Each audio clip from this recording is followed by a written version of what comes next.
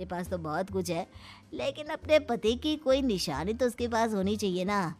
अब अगर तुमने मेरी बेटी को कानी कहा तो तुम्हें प्रॉपर्टी भी कानी ही मिलेगी, पूरी नहीं। जमाए राजा। किशोरी लाल और राघव समझ चुके थे कि वो बुरी तरह फंस चुके हैं और अब उनके पास वहां से निकलने का कोई चारा नहीं है। अब समझ में आया ना, लालच बुरी बला होती है। एक तो तुम्हें प्रॉपर्टी मिली, ऊपर से बीवी मिली, उसमें तुम्हें नखरे भी दिखाने हैं।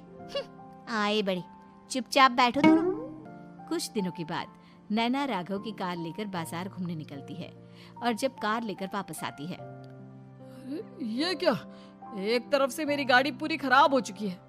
लगता है तुमने मेरी गाड़ी को किसी दूसरी गाड़ी के साथ एक्सीडेंट किया है। अरे अरे, कितना बड़ा नुकसान कर दिया तुमने बहू। वो क्या है ना पापा जी, मुझे एक आंख से दिखाई नहीं दे रहा था, सामने से गाड़ी आ रही थी।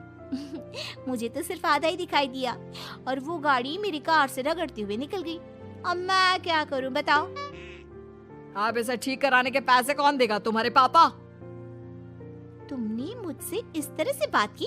अभी रुको। नैना राघव की शिकायत ओम प्रकाश को कर देती है।